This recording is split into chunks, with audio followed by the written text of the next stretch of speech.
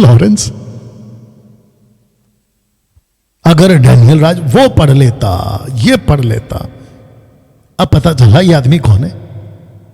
और जितने भी मेरे अगेंस्ट में वीडियो बनाते मैं उन सबको कह दूं, यार पहले मेरी स्टडी करो कि ये आदमी है कौन, ये डैनियल राज है कौन, पहले स्टडी करो, उसके बाद में उठ के वीडियो बनाया करो।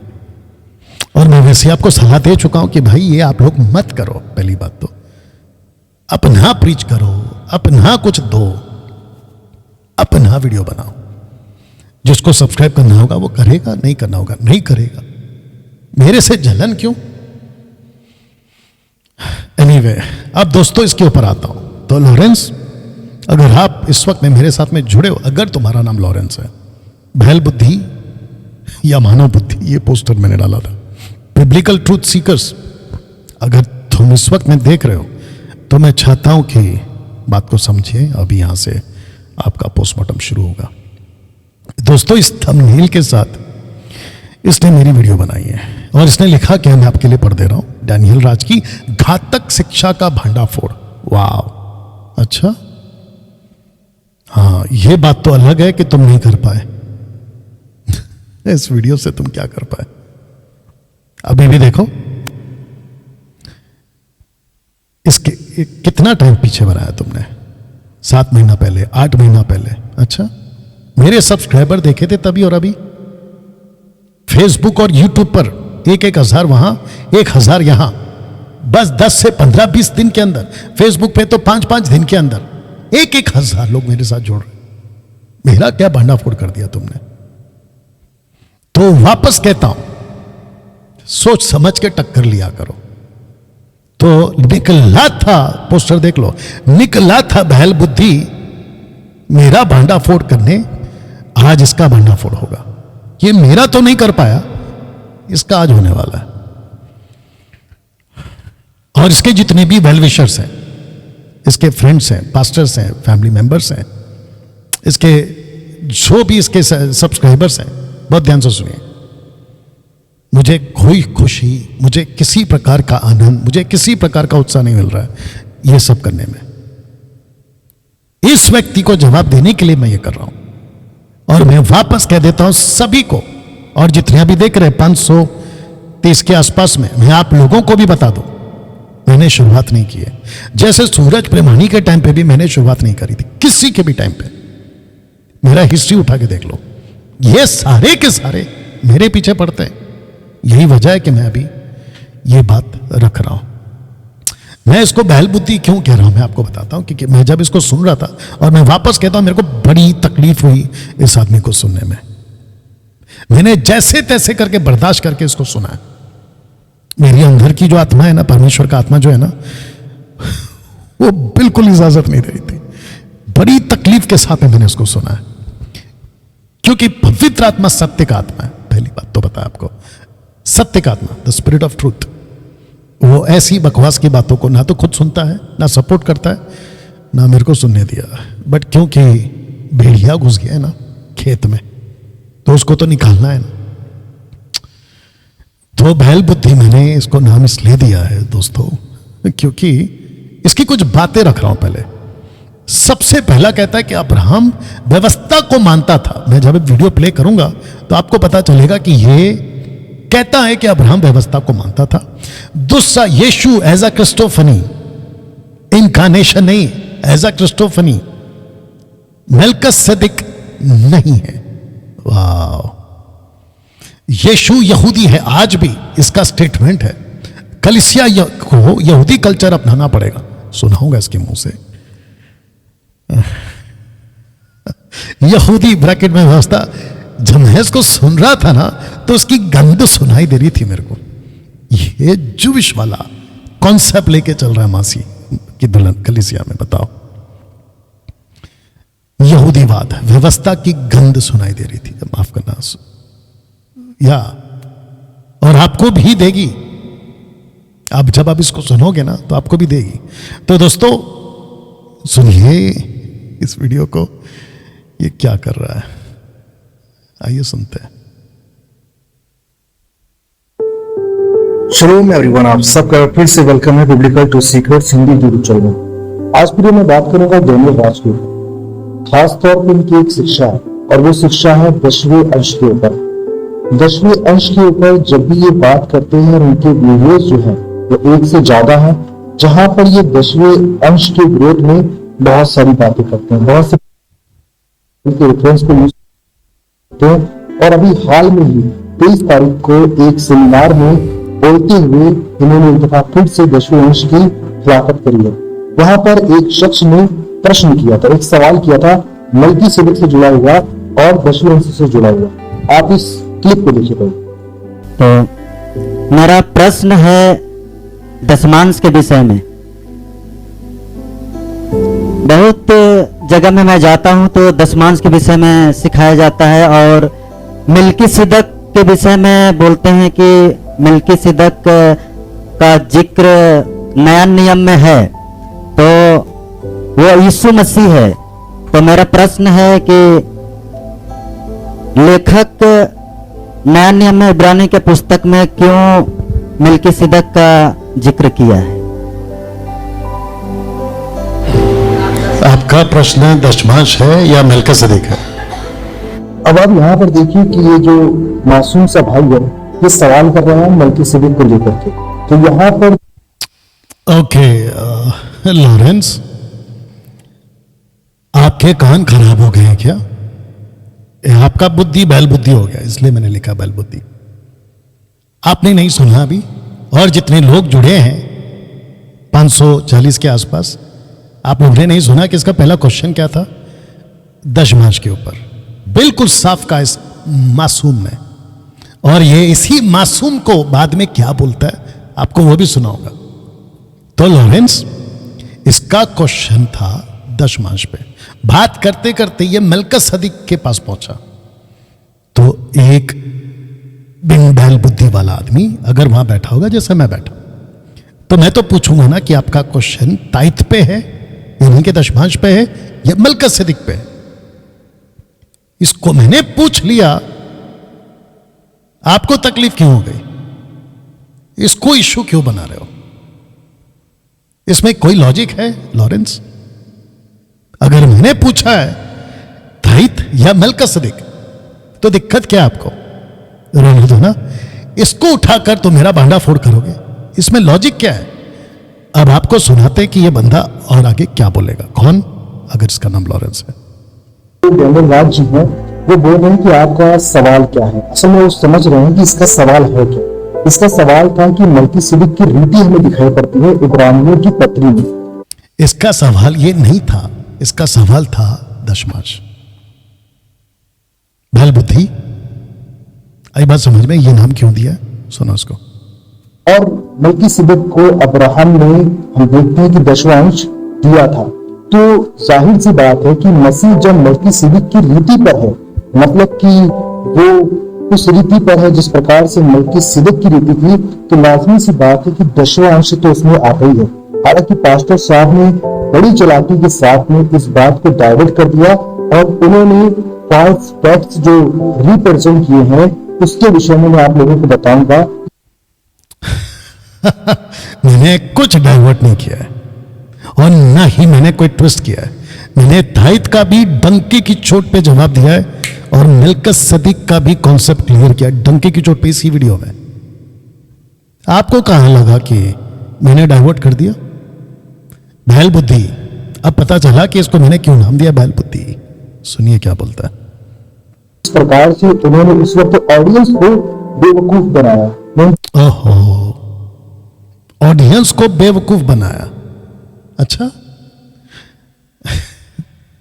वहां पे जितने भी लोग हैं, आई थिंक ये तीसरा साल था मेरा वहां पहुंचने का, तो मतलब 3 साल से पब्लिक बेवकूफ बन रही है आपके हिसाब से? वाह। तो रांची झारखंड, क्योंकि ये रांची झारखंड में कॉन्फ्रेंस हुआ था, तो रांची झारखंड के लोगों, ये व्यक्ति जिसका नाम लॉरेंस है आपको बेवकूफ बोल रहा है, आपको बेवकूफ समझ रहा है। बेवकूफ का मतलब समझते हो क्या होता है? जिसको अकल नहीं है। इसका स्टेटमेंट है कि मैं आपको बेवकूफ बना रहा हूं और आप लोग बेवकूफ बन भी गए। I don't think so. आइए सुनते हैं बेवकूफ कौन बनेगा अभी। भाषा का प्रयोग नहीं करूंगा क्योंकि उनकी जो जबान है, जो बोलने का तरीका है, और खास तौर पे जब वो दशवंश के ऊपर बोलते हैं, अभी बोलने का तरीके पे ये खुद बोल रहा है कि ये मेरा तरीका नहीं है। शब्द किसने यूज किया कि बेवकूफ बना रहा है। वापस सुनाओ आपको थोड़ा सा पीछे करके सुनिए। बेवकूफ बनाया। मैं उनकी भाषा बेवकूफ बनाया, मैंने कहा बेवकूफ बनाया, और मैंने कहा कब कहा मेरे स्टेटमेंट में मेरी जबान से कि मैं तुम रांची के लोगों को सबको आज बेवकूफ बनाने आया। ये इसके स्टेटमेंट है। और आपके क्या कहता है, मैं ऐसे भाषा का इस्तेमाल नहीं करता हूं। बहल बुद्धि इसलिए नाम दिया है। प्रयोग नहीं करूंगा क्योंकि उनकी जो जबान है, जो बोलने का तरीका है, और खास तौर पे जब वो दशवंश के ऊपर बोलते हैं, जब वो पास्टर्स की बात करते हैं, जो लोग दशवंश लेते हैं, तो उनको धंधा करने वाला, दुकान चलाने वाला, इस तरह के शब्दों का प्रयोग करते हैं। लेकिन मैं धंधा करने वाला, वाह पूरे भारत में और पूरी दुनिया में जो भी मुझे वीडियो देखता होगा, मेरी वीडियो को, वो उतना सा क्लिप एडिट करके अगर किसी को भी मिल जाए ये मैंने बोला हो कि धंधा करने वाले, मुझे प्लीज भेजिएगा। और अगर नहीं मिला, जो कि नहीं मिलेगा, तो फिर इस आदमी को क्या बोले हम। अब आपको पता चल रहा है कि खुद की वीडियो को और खुद को पब्लिक में लाने के लिए ये किसी भी लेवल तक जा सकते हैं। उन्हें कब कहा कि धंधा करने वाले, जिसने कहा था उसने पूरी वीडियो एडिट कर दी है, माफ करना डिलीट कर दी है। मैंने कब कहा कि धंधा करने वाला। वाह लॉरेंस, अब आपको पता चल रहा है। बहल बुद्धि सुनो। शब्दों की गरिमा को बना करके रखूंगा। शब्दों की गरिमा, तो बेवकूफ कैसे बोल दिया। और आगे ये और भी बोलेगा, बेशर्म शब्द यूज करेगा ये, आगे सुनिएगा। इसलिए बोला बैल बुद्धि के द्वारा, और जो उनके शब्द हैं उनके द्वारा इसका जवाब दूंगा, उनको एक्सपोज करूंगा, इनका रिबेटल करूंगा और बताऊंगा कि दसवां अंश जो है बाइबल में तुम मेरा कुछ नहीं कर पाए। एक्सपोज करूंगा, ये करूंगा, वो करूंगा, कुछ नहीं कर पाए। तुम्हारी है इतनी सी वीडियो, 20 मिनट की वीडियो, मेरा कुछ नहीं कर पाई। सब्सक्राइबर्स बढ़ रहे हैं, फेसबुक और यूट्यूब पे लोग जुड़ रहे हैं। मैं तो इसको भी बता दूं, लॉरेंस को अगर इसका नाम है, और जितने भी इसके टाइप के लोग हैं, मैं सबको बता दूं। पब्लिक गुंडों को पहचान चुकी है, यूट्यूब के गुंडों को। ये जो तुम दूसरों की वीडियो में घुस के उसके उल्टे सीधे अपने बैल बुद्धि की अकल लगाकर जो तुम समझ रहे हो ना, पब्लिक समझ चुकी है, गुंडों को पहचान चुकी है, खास करके खरी शिक्षा वाले। अब ये नहीं सुनेंगे तुमको। ये बात तुम भी समझ रहे होगे। के मुताबिक, चाहे वो ओल्ड टेस्टामेंट हो और चाहे वो नया टेस्टामेंट हो, इसकी प्राथमिकता क्या है और वो क्यों आवश्यक है हर एक विश्वासी के लिए, चाहे वो यहूदी हो चाहे वो गैर यहूदी हो। जिसको कहते हैं क्रिस्टोफनी। क्रिस्टोफनी का मतलब होता है कि यीशु मसीह अस्तित्व में आने से पहले अपने आप को प्रकट करते थे, उसको कहते हैं क्रिस्टोफनी। ये हो गया क्राइस्ट। क्राइस्ट फनी मतलब यीशु के अस्तित्व में आने से पहले का उसका झलक। थियो फनी, थियो का मतलब होता है पिता, गॉड। ओके, तो परमेश्वर पिता को कभी किसी ने नहीं देखा, ना न्यू टेस्टमेंट में ना ओल्ड टेस्टमेंट में। मूसा देखना चाह रहा था, मैं कनेक्ट करूंगा, लेकिन मूसा को कहा जिस दिन देखेगा मर जाएगा। फिलिप ने यीशु को पूछा, हम पिता को देखना चाहते, पिता को दिखाओ। तो यीशु को भी यही डायलॉग मारना था, बट उन्होंने थोड़ा सा घुमा के बोला, बेटा मेरे को देख ले, काफी है। You understood? तो यीशु मसीह को देखा जा सकता है, लेकिन पिता को कभी देखा नहीं जाता। अब यहाँ चेक कितना अच्छा बोलता है नहीं डैनियल राज। हाँ, मेरे को पता है नॉलेज तुमको पसंद नहीं आएगा और तुम जैसों को। बस ऐसा कुछ मेरा तरीका देखते हैं, मेरी जो बात करने की जो शैली है, ये तो तुम लोग कभी बदल नहीं पाओगे, रहने तो तुमसे नहीं हो पाएगा, ठीक है ना। ऐसे ही बात बर्दाश्त करो मेरे को, तुम जैसे लोग। तो इनको मचती अंदर से, मैं इसको कुछ बता दूंगा, मैं इसको कुछ दिखा दूंगा, नहीं कर पाओगे। अच्छे नहीं कर सके तुम लोग, क्या चीज हो। ओके, अब इसके ऊपर क्या बोलता है सुनिएगा, अगर आप लोग ने सुना होगा क्रिस्टोफनी को लेकर क्या बोलेगा, सुनिए।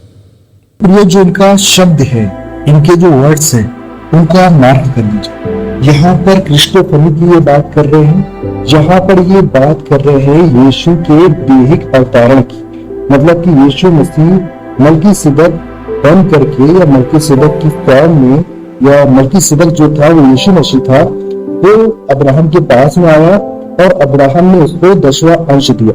हालांकि एक बात ये और बोलते हैं, और वो बोलते हैं कि फिरौन को 10वां अंश दिया था अब्राहम ने। अब यहाँ पर इनके लाइफ को, इनके झूठ को मैं एक्सपोज करूंगा और वो आप समझेंगे। इन्होंने बुक ऑफ यशार का हवाला लिया इसके लिए पुस्तक से अब्राहम ने अपना 10वां, बहुत ध्यान से, फिरौन को दिया गया था, मिस्र के राजा। इसमें आपने देखा, इसमें ये बोलते हुए दिखाई पड़ रहे हैं कि मैंने अपने लोगों को बताया कि यशार की किताब में कि किस प्रकार से अब्राहम ने जो अपना 10वां अंश था वो दिया है फिरौन को, और ये बताते हैं कि ये एक प्रकार की रीति थी और एक प्रकार की प्रथा थी। लेकिन प्रिय, जब हम यशार की किताब में जाते हैं जिसका रेफरेंस इन्होंने लिया है, मैं आपको बता दूं कि ये नॉन बिब्लिकल किताब है। मतलब अब आपने सुना कि ये कहता है कि ये नॉन बिब्लिकल किताब है। पहली बात, नॉन बिब्लिकल किताब कब हो गई? जब बाइबल का कैनन तैयार नहीं हुआ था, मापदंड। उसके पहले तक ये यशार की पुस्तक लीगल आज भी है, वो बात अलग है। बस इतना है कि आपके कैनन में इसको नहीं जोड़ा गया है, लेकिन ये कहता है नॉन बिब्लिकल है। अगर ये नॉन बिब्लिकल है, यशार की पुस्तक, हनोक की पुस्तक अगर नॉन बिब्लिकल है, तो फिर जोशुआ इसको क्यों एंट्री करता है, या अपने शब्दों में क्यों बोलता है? और यहोशू की पुस्तक में 10वें अध्याय में यशार की पुस्तक का जिक्र क्यों कर रहा है? तो इस बैल बुद्धि को तुम अगर सुन रहे हो अभी, बैल बुद्धि वाले, तो तुमको इतना भी समझ नहीं है कि जिसको तुम आज बाइबल कह रहे हो, बिबलिया, ओके, मापदंड बना ही नहीं था ना। ये कंप्लीट कैनन के रूप में आया ही नहीं था मसीह समाज के लिए। ये उस वक्त की किताब है। तुम उस वक्त की किताब को नॉन बिब्लिकल कैसे बोल सकते? पहली बात, बोलते बोलते अभी आप खुद सुनोगे, ये खुद कहता है कि यहां से पढ़ लेना, जाके पढ़ लेना। जब ये नॉन बिब्लिकल है तो तुम सलाह क्यों दे रहे हो पढ़ने की? नंबर 1। और तुम मलकीसिदक यीशु है ही नहीं, इसको तुमने बोल दिया, और वो शेम है, शेम, उसको तुमने वहां पे डाल दिया, शेम का, नूह का बेटा। वाह, बैल बुद्धि। और अभी तुम कह रहे हो कि रीति, डंके की चोट पे अभी भी बोल रहा हूं, आगे भी बोलता रहूंगा, और पिछली बार तो मैं बोल चुका हूं। रोक सकते हो तो रोक के दिखाओ।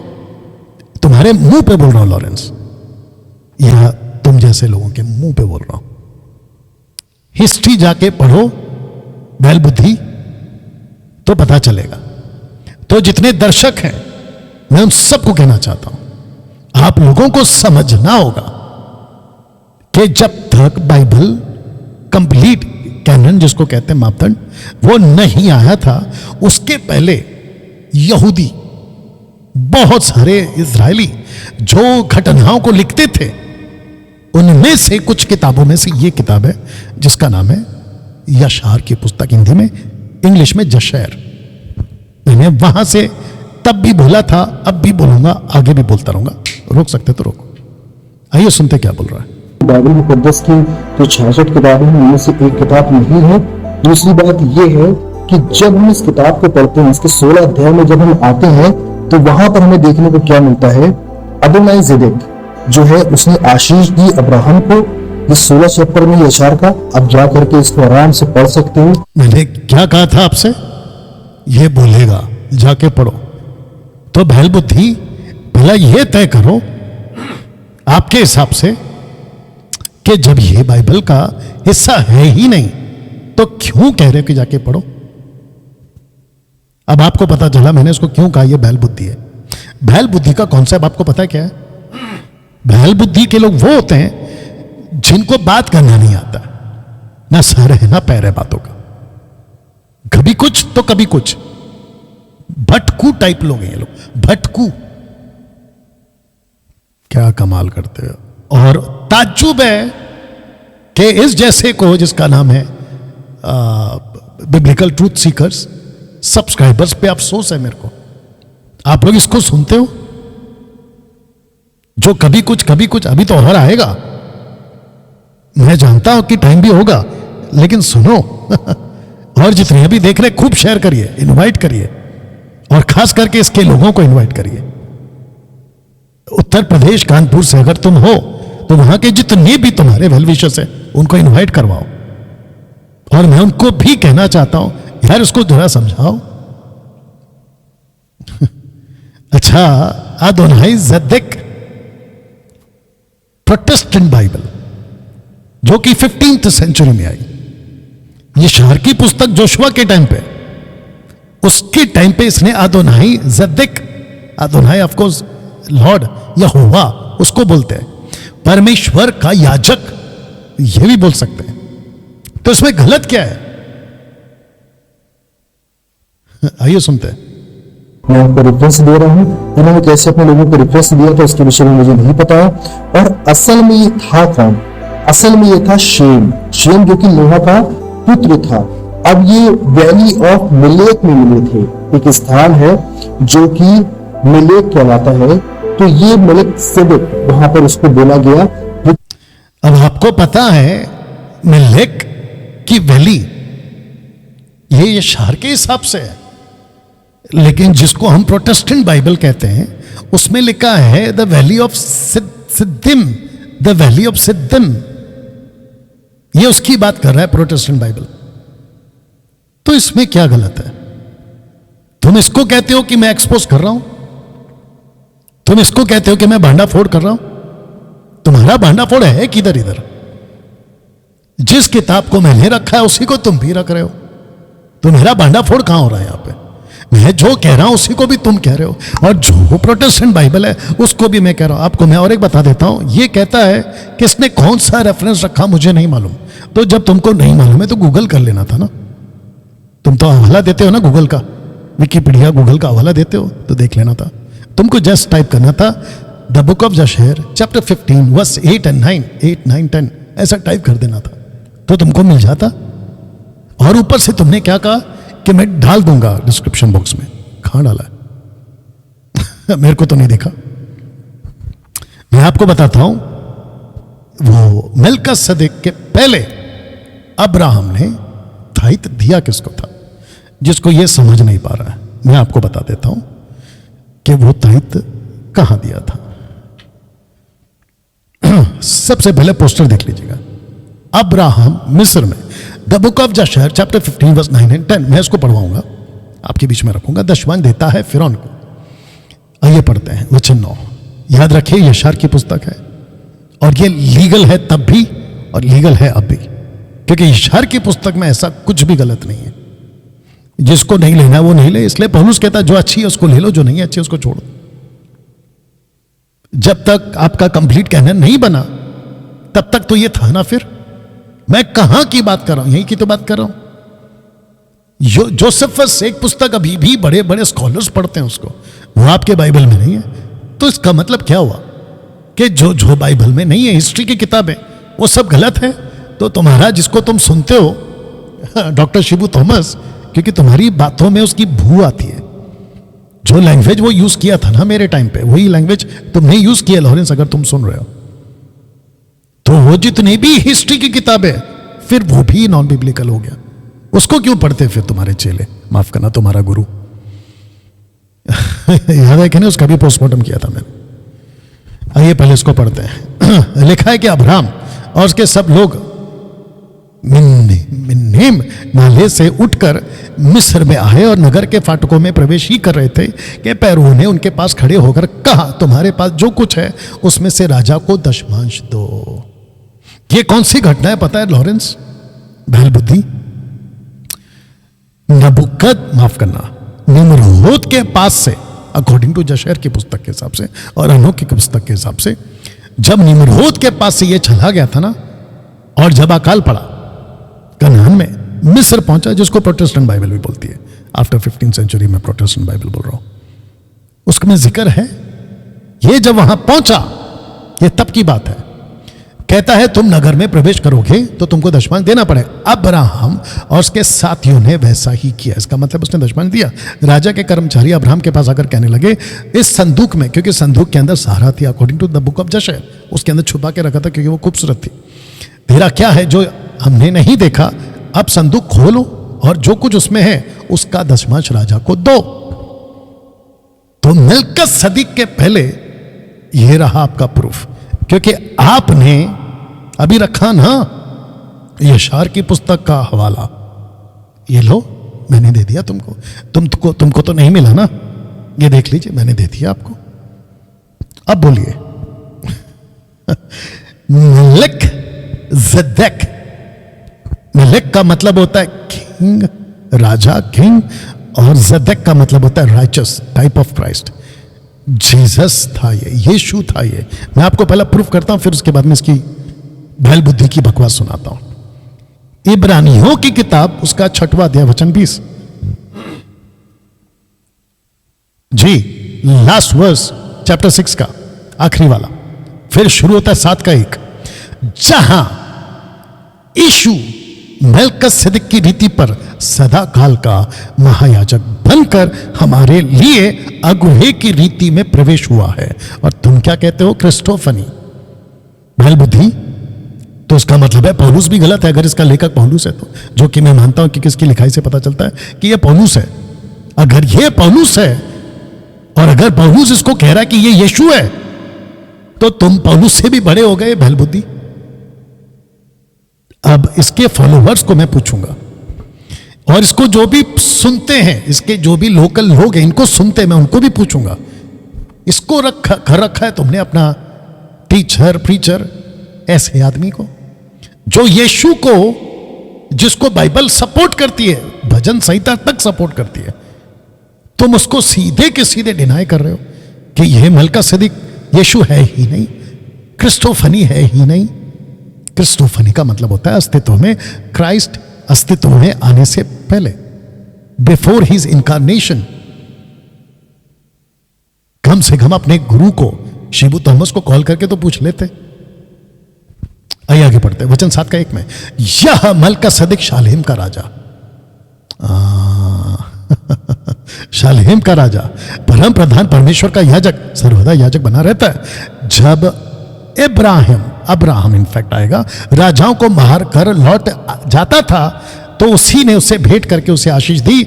इसी को, ब्रैकेट में यीशु को मैंने लिखा है, इसी को, क्योंकि कॉन्टेक्स्ट में यीशु है ऊपर, इसी को अब्राहम ने सब वस्तुओं का दशमांश भी दिया।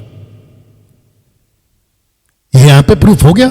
और तुम कहते हो कि क्रिस्टोफनी का कॉन्सेप्ट डैनियल राज कहां से लेकर आए? अब देख लो, दूध का दूध पानी का पानी हो गया। इसलिए तुमको नाम दिया बैल बुद्धि। ये पहले आने वाले, ये पहले अपने नाम के अर्थ के अनुसार धर्म का राजा, और फिर शालेम अर्थात शांति का राजा। और इसी को दाऊद कहता है, यहोवा ने शपथ खाई है और ना पछताएगा कि तू, क्योंकि 1 से पढ़ोगे ना, 110 का 1 से पढ़ोगे तो यीशु की बात हो रही है। Adonai, Jesus is the Adonai, Jesus is the Kyrios, Greek word है Kyrios for the lord, capital L, capital O, capital R, capital D, LORD, यहोवा। यही नाम मिला यीशु को, तो ये यीशु है। और तुम कहते हो कि नहीं है। मैं सुनाऊंगा आपको कि कैसे इसने कहा कि ये नहीं है। सुनिए, या और जितने देख रहे हैं खूब शेयर करिए। शेम था, यानी कि वो शेम कौन है? नोहा का पुत्र है। और लिखा हुआ है कि अदोनीसेदेक जो था was a priest before God. ये जो शख्स था वो क्रिस्टोफनी की ये जो थियोलॉजी बता रहे हैं यहाँ पर, ये असल में है ही नहीं यशार की किताब के मुताबिक। यशार की किताब के मुताबिक जो है, वहां पर शेम को दशमांश दिया था अब्राहम ने। तो पहली बात तो ये, जहां पर मैंने इनके झूठ को पकड़ा और आपके सामने लेकर के आया, बाय रेफरेंस लेकर के आ रहा हूं, आप चेक भी कर सकते हो। बाकी मैं रेफरेंस जो है वो नीचे डाउनलाइन पे डाल दी। आपको लगता है इसने प्रूफ किया है? इसका थंबनेल क्या है? भांडाफोड़, मतलब कुछ भी। कैसे कर लेते हो तुम? लॉरेंस, बैल बुद्धि, कैसे? मैंने प्रूफ कर दिया बोलता है। आपको लगता है इसने प्रूफ किया है? और ऊपर से ये फंस गया है। यीशु मिल्किसदक नहीं है बोलकर फंस गया। हालांकि मलका सदीक है ही नहीं, यीशु मसीह वो है ही नहीं। मैंने प्रूफ कर दिया। कहां से प्रूफ किया है? जिसको थोड़ी देर पहले इसने कहा कि ये नॉन बिब्लिकल किताब है, कहता है वहां से प्रूफ किया। और स्क्रिप्चर कौन सा डालेगा? कहां डाला है भाई तूने? अगर इन जैसों को मैं कहना चाहता हूं कि भाई तैयारी के साथ आया करो, आधी अधूरी तैयारी क्यों? और तुमको इतनी जल्दबाजी क्यों है वीडियो बनाने की, जब तुम्हारे पास में रेफरेंस नहीं है? तुम कितनी बार बोल चुके हो कि मैं वचन डाल दूंगा, तो पहले क्यों नहीं डाला जैसे मैं तैयारी के साथ आता हूं? आगे सुनते हैं दोस्तों इसको। तो आप जाके क्लिक करो और इस चैप्टर को पढ़ सकते हो कि असल में जो मैं बात चैप्टर को जाके पढ़ सकते हो। कौन सा? यशार की पुस्तक, जिसको अब ये नॉन बिब्लिकल बोल चुका है। गजब है भाई। पहले तय करो बैल बुद्धि। अब इसको क्या हो गया? या ओके, थोड़ा पीछे से चला के देखते हैं। तो आप जाके क्लिक करो और इस चैप्टर को पढ़ सकते हो कि असल में जो मैं बात कर रहा हूँ हकीकी है भी कि नहीं है। आगे फिर हम इनको और भी ज्यादा एक्सपोज करते हैं कि किस प्रकार से अपने लोगों को गुमराह करते हैं। और मैं समझता हूँ बड़े दुख के साथ मैं इस बात को कहूंगा। अभी जरा ध्यान से सुनना। आपको पहला बेवकूफ बोल चुका है कि डैनियल राज तुम लोगों को बेवकूफ बनाता है, मतलब तुम बेवकूफ बन गए इसके हिसाब से, ठीक है? अब क्या बोलता है जरा सुनिए। और ये शिबू थॉमस की लैंग्वेज। ये शब्द अच्छे नहीं है, लेकिन जो ऑडियंस है एमएनबी की, वो बहुत ज्यादा एक प्रकार से कह ली कि कम जानकारी रखने वाली है। उनको अंदाजा नहीं है और ऐसे कम जानकारी एमएनबी की ऑडियंस कम जानकारी वाली है। वाह, अच्छा। हम खुश हैं भाई। हमको तुम्हारी जाली जानकारी नहीं चाहिए। अगर मेरी जानकारी को, और मेरी जो ऑडियंस है जिसको तुम ऑडियंस कह रहे हो, तुम ऑडियंस को प्रीच कर रहे हो कि प्रभु के लोगों को प्रीच कर रहे हो, ठीक है? बैल बुद्धि ना, इसलिए तो नाम दिया बैल बुद्धि। गजब करते हुए लॉरेंस। मतलब हमारे को जानकारी नहीं है, तो एक काम करो ना, जिसको जानकारी नहीं है, मुझको जानकारी नहीं है, मेरी ऑडियंस को जानकारी नहीं है, तो वीडियो क्यों बना रहे हो? लॉजिक मत बनाओ ना वीडियो। हमको हमारे हाल पे छोड़ दो। वीडियो क्यों बना रहे हो?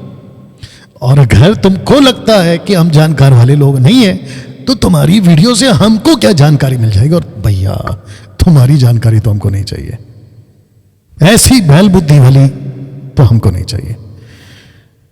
अरे ये बात समझ में मसीह मंथन के लोगों, एमएमबी ऑडियंस, वाह बेटा, सुनते हैं। वालों के इस वक्त में ये पास्टर बने हुए हैं पूरे हिंदुस्तान में, पूरे मुल्क में, और ये कहते हैं कि मैं गलत शिक्षाओं को खत्म कर दूंगा। अभी शिबू थॉमस के लैंग्वेज। और शिबू थॉमस भी ऐसे ही बोलता था कि ये लोगों को ज्यादा गरीब लोग हैं, इसका वर्ड तो नहीं डाला इसने, शिबू थॉमस ने डाला था, गरीब लोग हैं, अनपढ़ लोग हैं। वाह भैया। और अभी क्या बोलता है सुनिए। और बाकी दूसरे लोग जो भी है वो गलत शिक्षाएं दे रहे हैं। सिर्फ सच्चाई का और खराई का ठेका जो इस वक्त में डैनियल राज के हाथ में है। बिल्कुल सही कहा तुमने, और मेरे को इसमें बड़ा गर्व है, ये वापस कह दो लॉरेंस। और जितने भी तुम्हारे टाइप के लोग हैं, मैंने ले रखा है ठेका। बोलो क्या करोगे? रोको, रोक सकते हो? जब तुम नहीं कर सकते हो कुछ, बोलते क्यों हो? अब एक वीडियो बनाकर तुमने कौन सा तीर मार लिया? भंडाफोड़ कर दूंगा। क्या हो गया? भंडाफोड़ हो गया? क्या हो गया? कुछ नहीं हो गया। मैं तब भी ऐसा था, अब तो और भी बढ़ गया हूं मैं। क्या करते हो बैल बुद्धि? ऐसा वो अपने पोस्टर में भी डालते हैं, कहते कि मैं खत्म कर दूंगा गलत शिक्षाओं को, जब तक गलत शिक्षाएं है मैं उसका विरोध करूंगा, मैं उनको समाप्त कर दूंगा। इस तरह की उड़ी उड़ी बातें करते हैं, और जो उनकी ऑडियंस है उसको बहुत ज्यादा उछलते हैं, क्योंकि इसको लग गई है मिर्ची। मैं जब ऐसा बात करता हूं, मेरी ऑडियंस फिर वापस ऑडियंस पे आ गया। ये कहते हैं कि बहुत उछलती है। मैं चाहता हूं कि इसने आप लोगों को भी टारगेट किया है। मैं चाहता हूं कि जितने लोग इसकी बकवास को सुनने के बाद, अगर आपको आपकी ताकत है, इसको दो जवाब। इसकी फोटो लगाओ, और इसका अगर नाम मिलता है, अगर लॉरेंस इसका नाम है, तो लगाओ और इसको बताओ कि भैया पहली बात हम ऑडियंस नहीं है, हम परमेश्वर के लोग हैं, हम ऑडियंस नहीं है, नंबर 1। नंबर 2, हम अनपढ़ नहीं है, हम कम जानकार लोग नहीं है। मैं तो कहता हूं लॉरेंस, मुझे जो लोग सुनते हैं ना, या मेरे जो सब्सक्राइबर्स हैं, बट नॉट ऑडियंस, उनके साथ डिबेट कर ले, तेरी सिट्टी बिट्टी गुल कर देंगे ये लोग, अगर तेरे में ताकत है तो। ये तुझे ऐसे परेशान करेंगे पूछ पूछ के कि तेरे पास में जवाब नहीं होगा। तो इनको कहता है कि कम पढ़े लिखे हैं या कम जानकार लोग हैं, बैल बुद्धि, ताज्जुब है।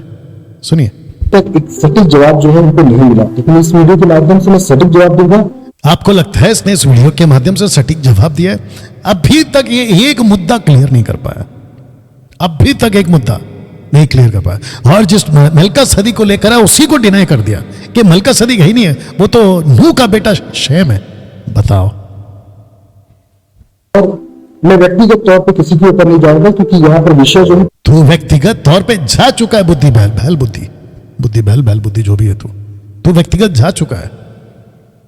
अभी मुझे तूने क्या बोला है वो भी सुनाता हूं मैं। ईश्वर का वचन है, 10वां अंश है, तो उसके ऊपर ही बात करूंगा और मैं एक्सपोज करूंगा डेनियल रास को किस प्रकार से वो अपने लोगों को भरमा रहे हैं और रेफरेंस जो यूज करते हैं बाइबल के न्यू टेस्टामेंट के, वो गलत रीति से वो यूज करते हैं, वो भी मैं आप लोगों को दिखाऊंगा। है गलतियों 3:13 वो श्राप के अधीन है। गलतियों 5:2-3 वो मसीह से अलग हो गया है, अनुग्रह से गिर गया है और उसको मसीह से कोई फायदा नहीं है। तो दशमांश का कॉन्सेप्ट कलीसिया के लिए नहीं है। जैसा कि प्रभु आप लोगों ने इस क्लिप में देखा, जहां पर ये बड़े ही सदे हुए अंदाज में बोल रहे हैं कि जो कोई व्यक्ति व्यवस्था पर विश्वास करता है या उसके मुताबिक 10वां अंश देता है, तो वो व्यक्ति जो है वो श्रापित है, क्योंकि व्यवस्था जो है वो श्रापित है। फिर मैं आप लोगों को बताना चाहता हूं, जो इनके फॉलोअर्स हैं, गलातियों 3:13 को जरा संजीदगी और गंभीरता के साथ में पढ़ लेते और उसकी आगे की आयत को भी पढ़ लेते, तो उनको आभास हो जाता है, एहसास हो जाता है इस बात का कि संत पौलुस किसके बारे में बात कर रहे हैं। जब हम 3:13 पढ़ते हैं गलातियों, तो वहां पर लिखा है, मसीह ने जो हमारे लिए श्रापित बना, हमें मोल लेकर व्यवस्था के श्राप से छुड़ाया, क्योंकि लिखा है जो कोई काट पर लटकाया जाता है वह श्रापित होता है।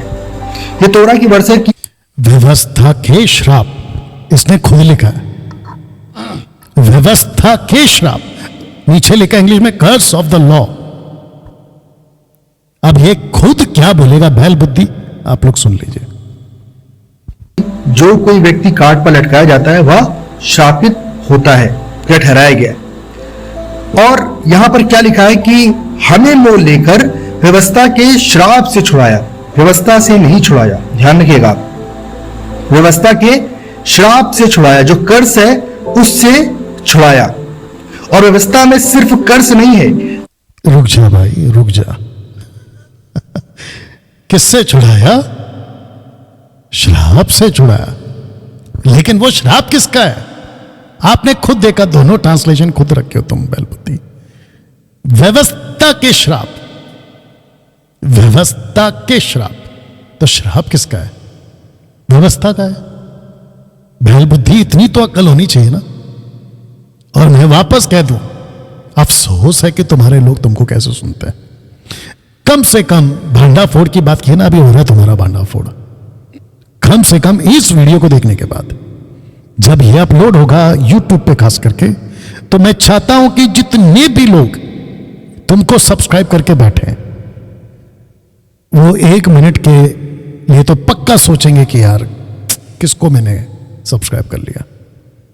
और उसके बाद आगे तुम्हारी मर्जी, कि मैं ये नहीं कहना चाहता हूं, बट इतना कहूंगा, अकल लगाओ ना। इसको सुनते दोस्तों, इसने क्या बोला सुनिए।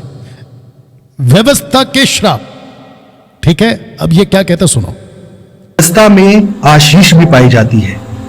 व्यवस्था में ही हम देखते हैं कि बहुत सी परमेश्वर ने आशीष आज्ञाकारिता करने वाले व्यक्ति को दी है, जिसमें से धी है नहीं, धी थी। बैल बुद्धि, धी थी, it is not he, I mean है। वो पास्टेंस है, भूतकाल में। मैंने क्या कहा था आपको, इसके अंदर यहूदीवाद की बू आती है, व्यवस्था की बू। लिखा था कि नहीं लिखा था? गंध। आपको सुनाई देगी, दिखाई देगी। शब्द को पकड़ो। और ये टोटल उसी ट्रैक वाला आदमी है जिसको मैं भी थोड़ी देर में रखूंगा, वक्त का भी ध्यान रखूंगा। अब्राहम भी था। आगे की आयत में लिखा, यह इसलिए हुआ कि अब्राहम की आशीष मसीह यीशुआ में अन्य जाति तक पहुंचे और हम विश्वास के द्वारा उस आत्मा को प्राप्त करें जिसकी प्रतिज्ञा हुई है। ओके, अब इसको आपको समझना जरूरी है कि अब्राहम की आशीष क्या है। मटेरियलिस्टिक चीजें नहीं है मेरे भाई, बहल बुद्धि। मटेरियलिस्टिक चीजें नहीं है, भौतिक चीजें नहीं है। पैसा, गाड़ी, बंगला, आशीष, वो नहीं है। यहां पे बात हो रही है यीशु की, यहां बात हो रही है प्रतिज्ञा की। क्योंकि प्रतिज्ञा अब्राहम को दी थी कि तेरे वंश में से, वंश एक वचन, सिंगुलर नॉट प्लूरल, वो मसीह है। ये उसकी बात हो रही है। और जब मैं व्यवस्था की बात कर रहा हूं, 613 कानून, वो कॉन्सेप्ट अलग है। लेकिन तुम बैल बुद्धि ने क्या कर दिया, इसके साथ जुड़े। इसको कहते हैं मैनिपुलेट करना। आगे सुनिए दोस्तों। यहां पर अब्राहम की आशीष की बात हो रही है और अब्राहम ने परमेश्वर की आज्ञा का पालन किया, उसकी व्यवस्था का पालन किया। ऐसा वचन में हम देख सकते। अब्राहम ने व्यवस्था का पालन किया। अब्राहम के टाइम पे व्यवस्था कहां थी? बुद्धि बैल, बुद्धि बैल क्यों बोल रहा हूं, बैल बुद्धि। अब्राहम के टाइम पे व्यवस्था कहां थी? आप नहीं पढ़ते यूहन्ना की किताब पहला अध्याय वचन 16-17? व्यवस्था मूसा लेकर आया, और वो भी 4 पीढ़ी के बाद, 400 साल बाद। अब्राहम से मूसा 400 साल बाद, 4 पीढ़ी बाद। कुछ भी बोल देते हो तुम, बैल बुद्धि। वापस कह रहा हूं कि इसको जो फॉलो करते हैं, थोड़ा सोचो अभी क्या आदमी है ये। अच्छा, इसका स्टेटमेंट पढ़वा लेते हैं। क्योंकि इब्राहिम ने, अब्राहम एक्चुअली, और वापस सुनो तुम लॉरेंस, अगर तुम्हारा नाम है, इब्राहिम मत लिखो, क्योंकि मुस्लिम्स बुलाते हैं इब्राहिम, लेकिन इजरायली इब्राहिम कभी नहीं बुलाते थे, वो बुलाते थे अब्राहम। तो इसको निकालो पहले, और अगर तुमने नहीं सीखा है तो सीख लो। क्योंकि अब्राहम ने मेरी मानी, और जो मैंने उसे सौंपा था उसकी और मेरी आज्ञाओं, विधियों, व्यवस्था का पालन किया है। कौन सा व्यवस्था, आज्ञा, कॉन्टेक्स्ट देख लो, कौन सा बातों को माना है। 613 कानून वहां पे नहीं था। यह बात मानने की हो रही है, कॉन्टेक्स्ट को देखो। तुमने पढ़ लिया व्यवस्था तो तुमको लगा कि ये वो व्यवस्था है जो मूसा ने लिखा है। अब आपको इसकी मैं और एक वीडियो की बात करता हूं, जो कि मैं आज देख रहा था। सफेद घोड़ा, यानी कि जो मोहर यीशु खोलेंगे ना, पहली मोहर, प्रकाशित वाक्य 6वें अध्याय की वचन 2 में जो पहली मोहर खोली ना, सफेद घोड़ा, उसको कहता है कि ये एंटी क्राइस्ट का टाइप का हो ही नहीं सकता है। ऊपर से लाल घोड़े को इसने एंटी क्राइस्ट वाला बना दिया। पहले घोड़े को नहीं बनाया, दूसरे को बना दिया। तीसरा घोड़ा काला वाला, उसको यहूदी बना दिया, क्योंकि यहूदी काले कपड़े पहनते हैं, इसलिए काला घोड़ा यहूदी है। बताओ, यू अंडरस्टैंड? पीले घोड़े को, जो कि वो हरा नहीं है, वो हरा और पीला है, ये बोलता है कि वो हरा घोड़ा है, उसको छोड़ दिया पाकिस्तान से। अभी पाकिस्तान में जितने भी लोग रहते हैं, आपको इसने बना दिया आपका हरा घोड़ा, और आपको कहा कि सबसे ज्यादा कत्ल। अभी जो स्टेटमेंट इसने बोला है, लॉरेंस मत बोल, फंस जाएगा, उसको डिलीट करो। क्योंकि जिस कौम को तुमने बोला है ना, अगर वो वीडियो वहां पहुंच जाएगी तो तुम्हारे लिए दिक्कत हो जाएगी। तो ऐसी वाली बकवास मत किया करो, जिसको मैं यहां पे नहीं बोल रहा हूं अभी। अजीब आदमी है, इसलिए बोला था ये बैल बुद्धि है। सुनिए, पढ़ सकते हैं। वो तोरा को मानने वाला व्यक्ति था, वो व्यवस्था के अधीन था या व्यवस्था के अनुसार, वो तोरा को नहीं मानता था, वो तोरा था ही नहीं। तभी बैल बुद्धि, आज्ञा था वो, आज्ञा। तुम उसको जोड़ दे रहे हो तोरा के साथ में। उसका चाल चलन था। और या इसलिए होगा कि अब्राहम की आशीष जो तोरा में श्राप है वो नहीं, बल्कि अब्राहम की आशीष मसीह यीशुआ में अन्य जातियों तक पहुंचे, क्योंकि अन्य जाति वो कार्य कर रही थी। अन्य जातियों तक आशीष नहीं पहुंचे, अन्य जातियों तक यीशु पहुंचे। आशीष कहां जोड़ दिया तुमने? मटेरियलिस्टिक चीजों को कहां बेच रहे हो अन्य जातियों में? यह कॉन्सेप्ट नहीं है जीसस। अब पता चला इसको मैंने बैल बुद्धि क्यों बोला है, वक्त के हिसाब से मैं जा रहा हूं। कि श्रापित था, जैसे कि किसी और को ईश्वर करके मानना, मूर्ति पूजा करना, ये सब श्रापित काम थे। और ऐसे ही श्रापित काम जो थे वो इसराइलियों ने भी किए, इस वजह से उनके ऊपर श्राप पड़े। लेकिन मसीह यीशुआ में जो श्राप थे उसने, बाप रे, व्यवस्था विवरण 28 अध्याय।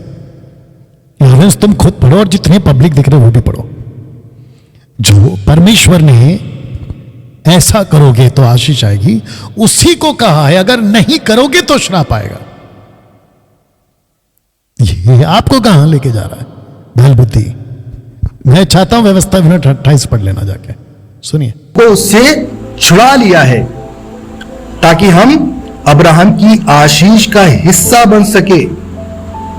और इस तरह से मैं आप लोगों को बताना चाहता हूं प्रियो कि जो ये वचन बयान करते हैं, ये आज से मैं समझता हूं कि 10-15 साल पहले से इन बातों को मैं सुन रहा हूं।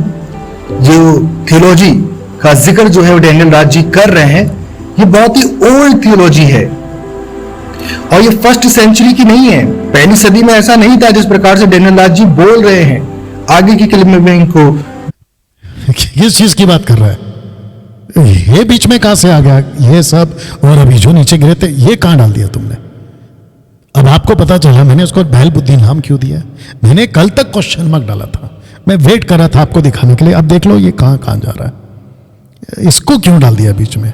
पहली सदी में नहीं था, मैंने क्या बोल दिया फिर। मैंने कब बोला कि कुछ पहली सदी में था। जो तुम फोटो दिखा रहे हो बोलना क्या चाह रहे थे। एनीवे आप ही लोग तय करो, फिर बाद में आगे सुनते हैं इसको। इस तरह से एक्सपोज करता हूं, इसका जवाब देता हूं जो इनके और भी एलिगेशंस है द स्टूडेंट्स की मार्फत। एलिगेशन, मैं तो डंके की चोट पे प्रचार करता हूं और मैं तो कहता हूं कि यह है। एलिगेशन क्या होता है बैल बुद्धि। गलातियों 5 का 2-3 वो मसीह से अलग हो गया है, अनुग्रह से गिर गया है और उसको मसीह से कोई फायदा नहीं है। तो दशमांश का कॉन्सेप्ट कलीसिया के लिए नहीं है। अब ये इस पे भी मुंह की खाएगा। सुनो पहला गलातियों की पत्री 5 अध्याय का जिक्र जो है वो डैनियल राज जी करते हैं। वो बोलते हैं कि अगर जो भी व्यक्ति जो है व्यवस्था के अधीन आता है तो उसको मसीह से कोई भी लाभ नहीं होगा। लेकिन मैं कॉन्सेप्ट बताना चाहता हूँ गलातियों 5 का क्या है। गलातियों 5 की पहली से लेकर के जो आगे की आयतें हैं, जो यहाँ पर डैनियल राज जी ने बोला है 2 या 3, उसमें लिखा कि मसीह ने स्वतंत्रता के लिए हमें स्वतंत्र किया है, सो इसी में स्थिर रहो, दासत्व के जुए में दासत्व के जुए में फिर से ना जुतो। लॉरेंस अगर तुम्हारा नाम है यही बैल बुद्धि, कॉन्सेप्ट यही तो है। लेखक पौलुस खतना की बात जरूर कर रहा है 2, 3, 4, 5, 6, 7 में, लेकिन वो शुरुआत कहां से कर रहा है। दासत्व के जुए में। दासत्व का जुआ व्यवस्था है, उसमें 613 कानून आते हैं। उसमें दशमांश भी एक है, खतना भी एक है, सब बात भी एक है और बहुत सारा कुछ। बताओ बैल बुद्धि, मैं यही तो समझा रहा था। और तुमने गलती क्या की है पता है, मुझे एक्सपोज करने के चक्कर में, मेरा भांडाफोड़ करने के चक्कर में तुम्हारा खुद का भांडाफोड़ हो रहा है। तुम खुद ही रख दिए उसको, कॉन्टेक्स्ट को रख दिया तुमने, और इसी को तुम क्लियर नहीं कर पा रहे हो कि दासत्व के जुए में फिर से ना जुतो, जिसमें से एक पार्ट आएगा खतना। अभी तुम खुद ही बोलोगे, सुनो ना जुतो। देखो मैं पौलुस तुमसे कहता हूं कि यदि खतना कराओगे तो मसीह से तुम्हें कुछ लाभ ना हो। अब आपको समझ में आया खतना, जैसे कि दासत्व के जुआ में। तो दासत्व का जुआ क्या है, व्यवस्था। लेखक खुद कह रहा है, और इसने भी विचित्र प्राणी ने खुद डाल दिया है वचन एक को। तो उसमें से एक टॉपिक चल रहा था खतना वाला। ये पेंतिकोस्त के टाइम से स्टार्ट हो गया था, खतना कराओ, खतना कराओ, खतना कराओ। आगे रखूंगा, या अगर आज नहीं रख सकते तो कल रखूंगा। खतना कराओ, खतना कराओ, ये कॉन्सेप्ट चल रहा था। इसी को मैंने कहा कि ऐसे जो दासत्व के जुए में है उसमें हमको वापस से नहीं जाना है। जैसे खतना हो गया, सब बात हो गया, बहुत कुछ हो गया, ताइत भी आ गया उसके अंदर, 613 कानून में ताइत भी आ गया, दशमांश। मैं वो समझा रहा हूं। ये बुद्धि बहल को खतना दिखाई दे दिया, क्योंकि मैंने बोला है उस एंगल में, ये खतना के पीछे पड़ गया। सुनते यहां पर खतने की बात हो रही है और आगे लिखा, फिर मैं मैं भी वही हर कह एक रहा खतना कराने वाले को जताए देता हूं कि उसे सारी व्यवस्था मानना पड़ेगी। अगर एक करते हो तो पूरी व्यवस्था माननी पड़ेगी। ये खुद ढाल के फंस गया। इसका मतलब है कि अगर एक करते हो तो सब करना पड़ेगा, और अगर कुछ 613 कानून में कुछ भी नहीं करते हो तब तुम दासत्व के जुए में नहीं हो। वाह, बैल बुद्धि, अब आया बात समझ में। तुम खुद स्क्रिप्चर डाल के फंस गए, तुम्हारा खुद का भांडा फोड़ हो गया अभी। तो फिर वापस कहूंगा, कैसे सुनते उसके सब्सक्राइबर्स लोग इसको? सुनिए। तुम जो व्यवस्था के द्वारा धर्मी ठहरना चाहते हो, मसीह से अलग और यहां व्यवस्था आया कि नहीं वापस? खुद रखा है। तो मैं व्यवस्था की बात कर रहा था। मैंने कब कहा खतना? मेरा टॉपिक खतना है ही नहीं, मेरा टॉपिक है दशमांश, और उसको मैंने जोड़ा व्यवस्था से। ये खुद भी रख रहा है, तुम जो व्यवस्था के द्वारा धर्मी ठहरना चाहते हो, मसीह से अलग और अनुग्रह से गिर गए व्यवस्था के द्वारा। तो उसमें खतना भी है, शब्दात भी है, दशमांश भी है, 613 कानून में। बैल बुद्धि, तुम खुद फंस गए अभी। अब बताओ मैं गलत कहां था फिर? और मेरी जो ऑडियंस है इसके हिसाब से वो भी कहां गलत है? वाह भाई। अनुग्रह से गिर गए हो, क्योंकि आत्मा के कारण हम विश्वास से आशा की हुई धार्मिकता की बाट जोते हैं। कौन सी धार्मिकता? यीशु की धार्मिकता। रखूं यहाँ पर जो कॉन्सेप्ट है वो ये है कि अब्राहम खतने के द्वारा धर्मी नहीं ठहरा था। आप पूरी तोरा को पढ़ें, अब बुक ऑफ जेनेसिस को पढ़ें, वहां पर अब्राहम ने परमेश्वर की व्यवस्था का पालन किया। अब्राहम खतने के द्वारा धर्मी नहीं ठहरा, जबकि खतना व्यवस्था का पार्ट है। और अब्राहम अगर व्यवस्था पालन कर रहा है खतना कराकर, तो वो खतना के द्वारा धर्मी ठहरा। यह बुद्धि बैल कहता कि नहीं ठहरा। अब इसका यह भी देख लो, अगर व्यवस्था का कोई एक पार्ट कर रहा है तो वो कंप्लीट व्यवस्था का पालन कर रहा है। एक नहीं कर रहा है, एक कर रहा है, माफ करना, बाकी नहीं कर रहा है, तो कुछ भी नहीं कर रहा है। तो धर्मी ठहरता एक से, नहीं करता है एक को भी तो भी अधर्मी। तो धर्मी ठहरा वो, और यह कहता कि व्यवस्था के द्वारा धर्मी नहीं ठहरा। माफ करना, खतना के द्वारा धर्मी नहीं ठहरा। वाह बेटा बुद्धि बैल। के नियमों का पालन किया, उसका भय रखा, तो वो उसके द्वारा धर्मी ठहरा। खतने का आदेश आप देखिए बहुत बड़ी उम्र में आता है, लेकिन उससे पहले से ही परमेश्वर उससे बात कर रहा है। उससे पहले से ही परमेश्वर जो है उसके साथ में प्रतिज्ञा को बांध रहा है, पुत्र देने की बात कर रहा है। और यहाँ पर जो बात हो रही है कि उस वक्त में पहली सदी में ऐसे लोग थे जो कि फरीसियों के पंथ में से थे, जो कि यीशु के ऊपर, मसीह के ऊपर बिलीव करते थे। वो ऐसा मानते थे कि भाई पहले आपको खतना करवाना पड़ेगा, तब आप अनुग्रह के भागी होगे। लेकिन हम देखते हैं कि पौलुस समझाना क्या चाह रहा है? पौलुस ये समझाना चाह रहा है कि आप खतने से धार्मिकता को फॉलो करना चाहते हो तो आप फॉलो नहीं कर सकते हो, क्योंकि अब्राहम ने भी खतने के द्वारा धार्मिकता को फॉलो नहीं किया है। अब देखो, अगर वहां पे ताइद का कॉन्सेप्ट होता तो ये फिर ये कहता कि ताइद देकर कोई धर्मी नहीं होता है। मैं भी वही कह रहा हूं कि खतना कराकर कोई धर्मी नहीं होता है।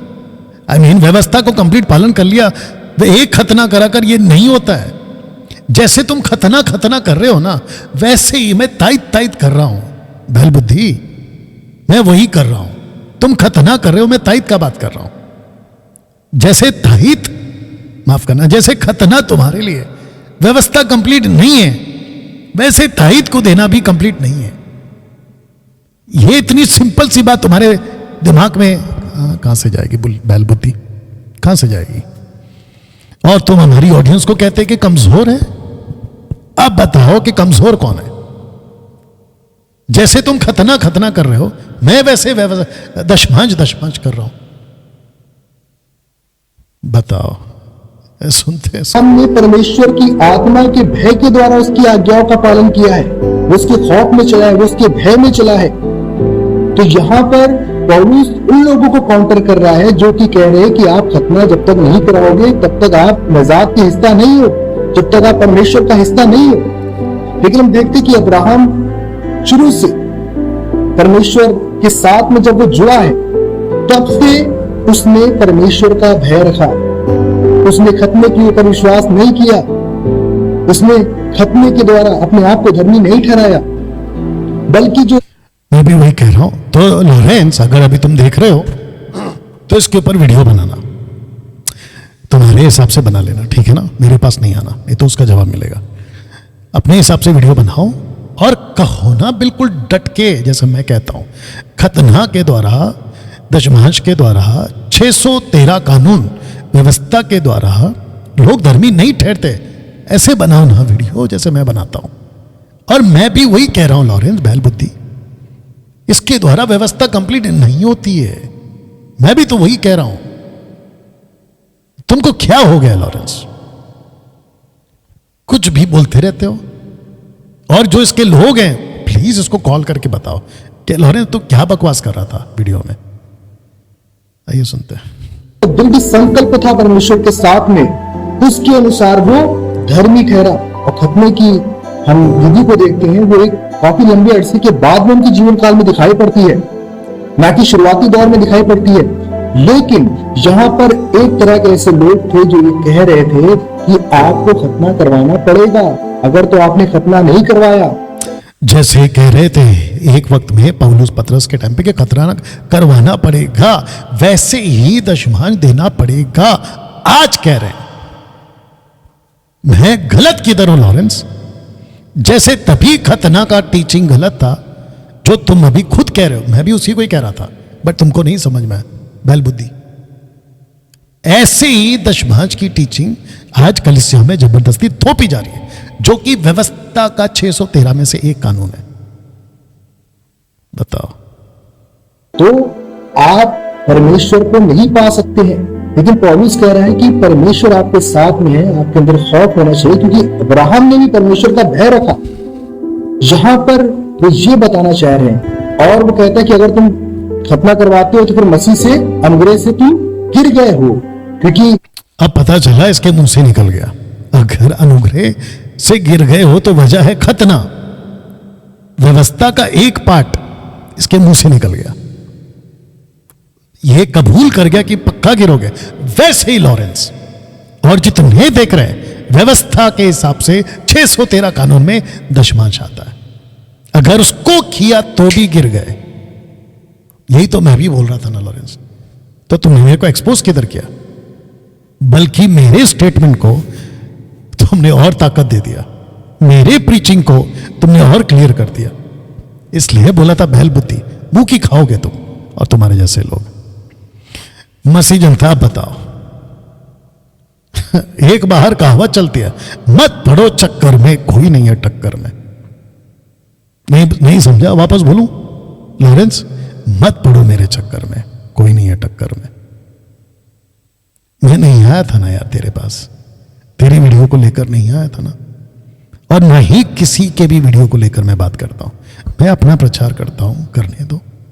मैं अपनी वीडियो बनाता हूं, बनाने दो। मैं क्या पैसे कमाता हूं? मैं ये जो भी करता हूं उसके लिए पैसे कमाता हूं। अगर मैं मोनेटाइज कर दूं ना, महिंद्रा की नहीं ऑडी की गाड़ी खड़ी होगी मेरे बिल्डिंग के नीचे। मैं नहीं कमाता ना पैसे लॉरेंस, तो यार कम से कम अक्ल लगाओ। दोस्तों मैं फिनिश करूंगा थोड़ी देर में। मसीह जो है अब्राहम के द्वारा जो परमेश्वर में प्रतिज्ञा है उसका हिस्सा है, ना कि उस विधि का हिस्सा है जिसके द्वारा मनुष्य जो है वो उद्धार को प्राप्त कर सके।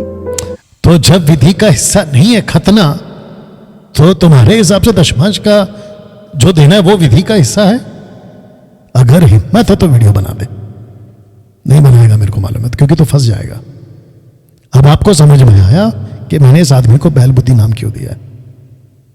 जब खतना विधि, उद्धार का विधि का हिस्सा नहीं है, यह खुद अपने मुंह से बोल रहा है, फिर कैसे दशमांश जो व्यवस्था का 613 में से एक है वो कैसे विधि बन जाएगा? सी या उद्धार प्राप्त होगा परमेश्वर की आत्मा के द्वारा, क्योंकि यहां पर जिसकी बात हुई है लिखा है, क्योंकि आत्मा के कारण हम विश्वास से आशा की हुई धार्मिकता की बाट जोते हैं। आत्मा की प्रतिज्ञा परमेश्वर ने की है।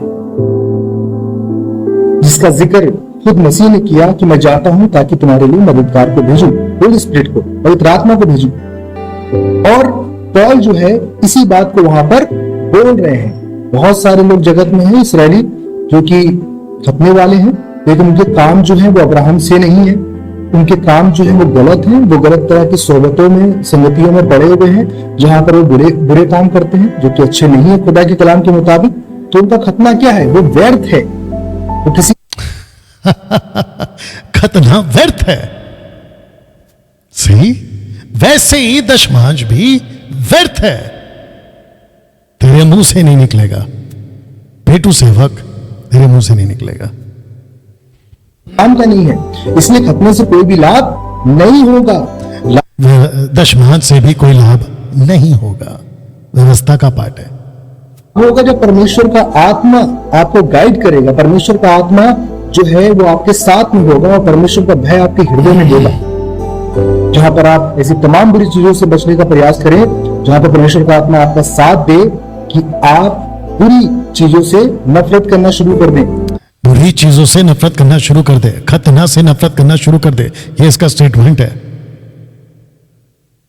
सही मैं भी तो वही कह रहा हूं कि बुरी चीजों से नफरत करना शुरू करो जो परमेश्वर की नजर में एक वक्त में सही था।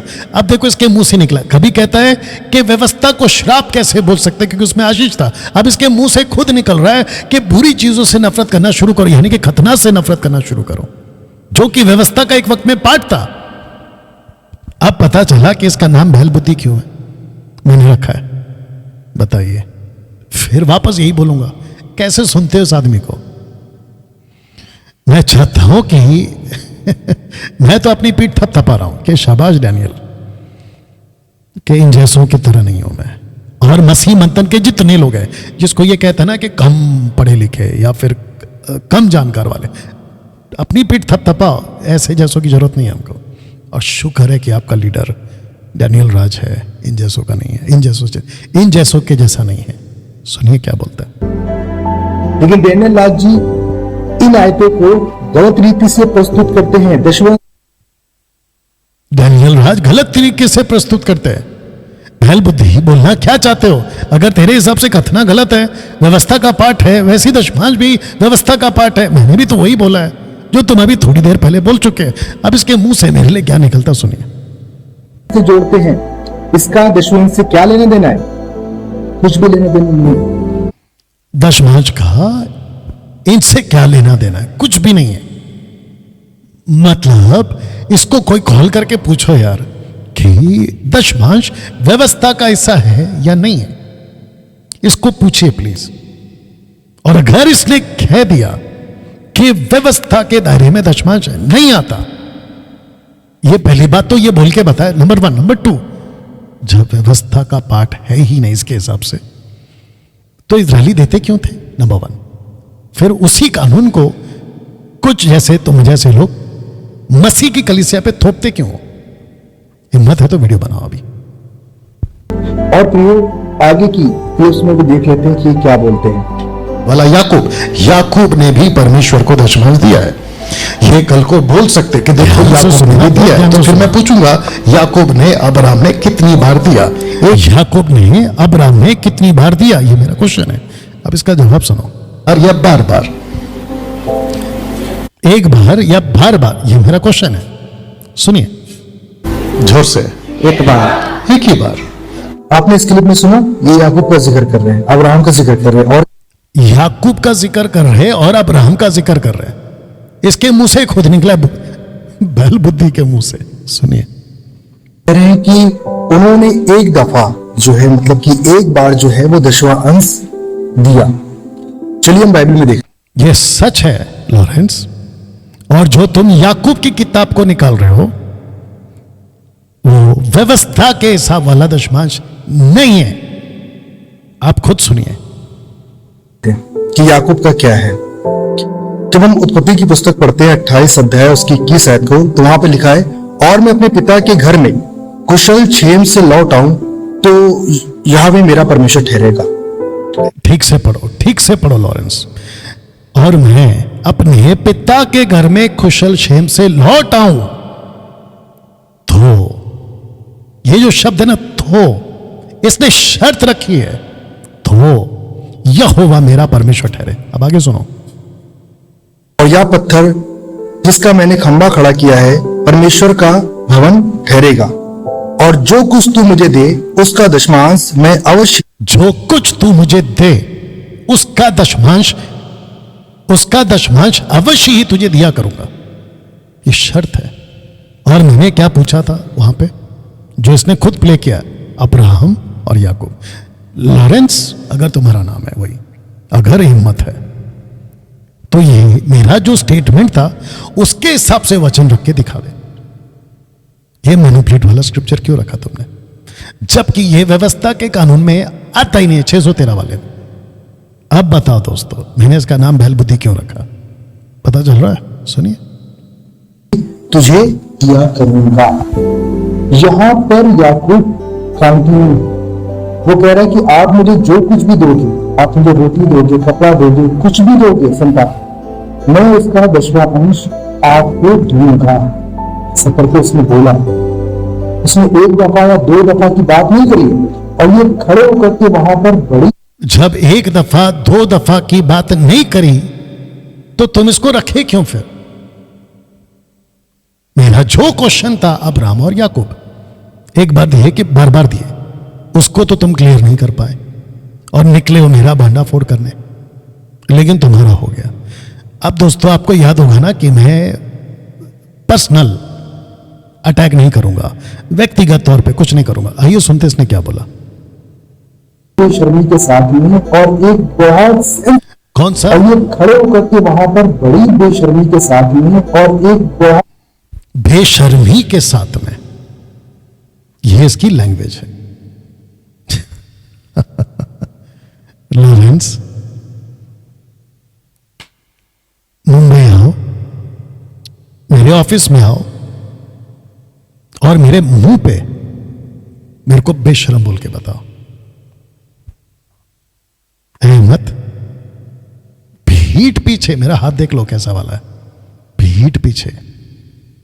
जीसस को भी यही बोला था, इसमें दुष्ट आत्मा है, ये पागल है।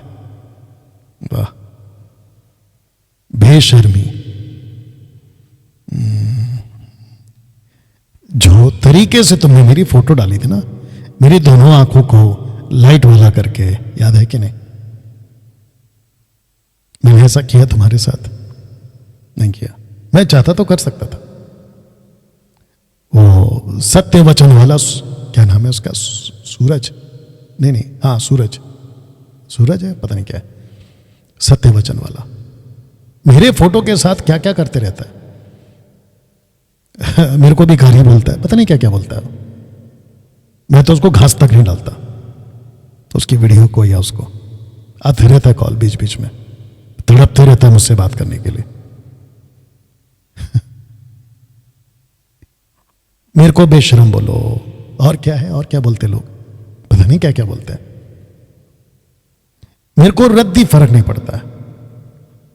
मैंने अपने कानों को तैयार किया है लॉरेंस, बहुत ध्यान से सुनो, मैंने अपने कानों को तैयार किया है यीशु के नाम के लिए, यीशु की शिक्षा को देते वक्त, यीशु के पीछे चलते वक्त मेरी बुराई होगी।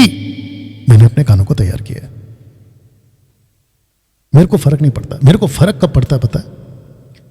जब तुम जैसे लोग बेचारे भोले भाले लोगों को पेट के सेवक बनकर दशमांश के चक्कर, मैं आपको बता दूं ये आदमी पक्का दशमांश लेता है, क्योंकि इतना सपोर्ट करा दशमांश को। जब तुम लोग ऐसी बकवास करते हो ना, तब मेरे को तकलीफ होती है और मैं बात करता हूं। एनीवे, परमेश्वर तुम्हारा फैसला करे ये स्टेटमेंट पे कि मैं बेशर्म हूं। सुनते सेंसलेस बात कर रहे हैं कि एक बार में, और मैं से बोल दी एक बार में। इस वजह से मैं कहना चाह रहा हूं प्रिय कि जो एमएमबी के भक्त कह लीजिए या फिर जो उनके फॉलोअर्स है, वो कम बाइबल पढ़ते हैं। मेरे एमएमबी के लोग एमएमबी के भक्त नहीं है, एमएमबी के लोग यीशु के भक्त है लॉरेंस। तुम्हारे लोग होंगे तुम्हारे लैंग्वेज के हिसाब से, ना तो मैं किसी का भक्त हूं ना मेरे कोई भक्त है। मसीह मंथन के जितने लोग हैं ना वो सब प्रभु के भक्त हैं। बताओ, अब बोलो। और उन्हें जानकारियां बहुत कम है, बहुत जानकारी कम है। तो भाई जो जानकारी तेरे पास है ना लॉरेंस बैलबुद्धि, वो हमको नहीं चाहिए, रख तेरे पास। जानकारियां हैं। इसके अलावा एक बात उन्होंने और बोली कि जो कलीसिया है वो अलग है और उसके ऊपर जो है वो मतलब कि ये सब कानून जो है वो लागू नहीं होते हैं। कलीसिया की दुल्हन है। कलीसिया अलग है, ये कहता है कि मैंने एक और बात बोली, माफी चाहता हूं वक्त हो रहा है बट अब ये फिनिश हो जाएगा थोड़ी देर में। कलीसिया अलग है और यहूदीवाद व्यवस्था मानने वाले अलग है। अभी इसने थोड़ी देर पहले क्या कहा था कि खतना से नफरत करो। खतना करने वाले लोग आपको परमेश्वर के उद्धार के नजदीक नहीं लेकर जाएंगे। आपने सुना कि नहीं सुना? मैं भी तो वही बोल रहा हूं। कलीसिया अलग है, कलीसिया का टीचिंग अलग है, यहूदीवाद की टीचिंग अलग है। इजराइलियों का जो उस वक्त में 613 कानून थे उसको कलीसिया में मत थोपो, जिसमें तायत भी आता है। मैंने गलत क्या बोला जो अभी थोड़ी देर पहले ये खुद बोल चुका है लॉरेंस? अब पता चला बैलबुद्धि। तो मैं इनको बताना चाहता हूं कि जो दुल्हा है वो यहूदी है। जो दुल्हा है वो यहूदी है। अच्छा बताओ एक काम करते वापस सुनाते, आपको टाइम की कमी है मैं जानता हूं, वापस सुनिए। कि जो दुल्हा है वो यहूदी है। जो दुल्हा है वो यहूदी है। यहूदी था नहीं, यहूदी है। मैं ये बात को मानता हूं कि यीशु मसीह व्यवस्था के अधीन, व्यवस्था के दायरे में यहूदी कौम में, इजराइल में, बैतलहम में, नासरत में पला बड़ा, कफरनहूम का नागरिक बना। मैं इस बात को मानता हूं, लेकिन यीशु यहूदी आज भी। ओहो वाह, अब आपको पता चला इसकी नॉलेज क्या है। आपको हजम हो रहा है इसका स्टेटमेंट? यीशु आज भी यहूदी है। और इसने रेफरेंस कहां से लिया आपको वही पर सुनाते हैं, सुनिए। प्रकाशित वाक्य में उसने बोला कि मैं दाऊद का वंश हूं, मैं यहूदा का बब्बर हूं, यहूदा का मूल हूं। उन्होंने कहा कि मैं यहूदी हूं। एक काम करते इसको वापस सुनाते हैं आपको। बोल भाई।